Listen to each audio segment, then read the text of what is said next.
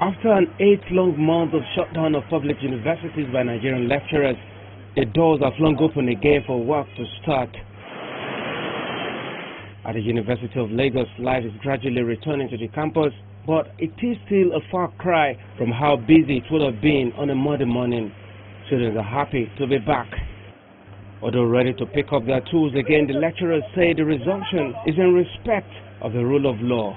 Yes, this strike has been suspended in compliance with the court order.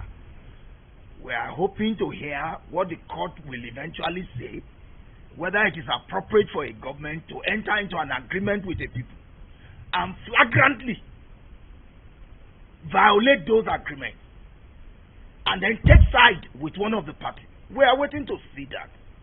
They didn't mince words in stating their frustration over what they say is an unfair treatment by their employer. I don't think any serious academic will be happy with how the country is treating the intelligentsia. We are now in a knowledge-driven society, so if people are demotivated, you should know that that will have implications for the kind of output, that they give. If the person is unhappy, if you're unhappy, you can't deliver. It's a similar atmosphere at the University of Ibadan. Virtually everywhere is still empty on the first day of resumption. Some of the students around hope their joy resumption is not short-lived. I'm actually happy that because of the strike, but I think he said, they just suspended it. That means, but I just hope that the federal government should just answer them on time.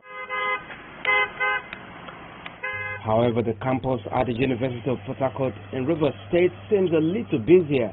Students trickle in, most of them graduating ones making final preparation for the mandatory youth service.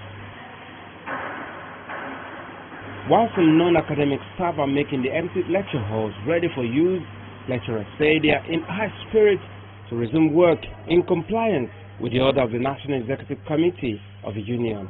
As I speak with you now, a lot of lecturers are in high spirit, waiting to see their students, waiting to teach, supervise, and do what we are supposed to do as academics. The feeling looks different at the University of Calabar in Cross River State, where the premises get quite busy, so also the classroom. Everyone looks up and doing. The management of the university state is to regain lost time, especially as students will be sitting for exams in a matter of 2 weeks. The academic calendar is already out. We're going to follow that religiously, and we are not going to preach it in such a manner that students will end up taking nothing. For the Vice Chancellor of the Nnamdi Azikiwe University, Awka in Anambra State, the school will speed up activities to round off the first semester of 2021-2022 academic session by first week of December. The time that we lost, we are going to, in our characteristic manner, meet up with all of them. We are going to stress ourselves. We are going to work extra hours and extra time to make sure that the lost grounds are regained. Students here express joy at coming back to school and demand an end to the incessant industrial action. Why can't there be a peaceful resolution once and for all to the main roots of this strike? So I think the government in power should do everything necessary to stop or to put an end to ASU strike once and for all. In fact, let this be the last. Let it never happen again. After a long lull, lecture halls are getting alive again, and students who are the direct victims of the impasse hope that these settlements will not be short-lived.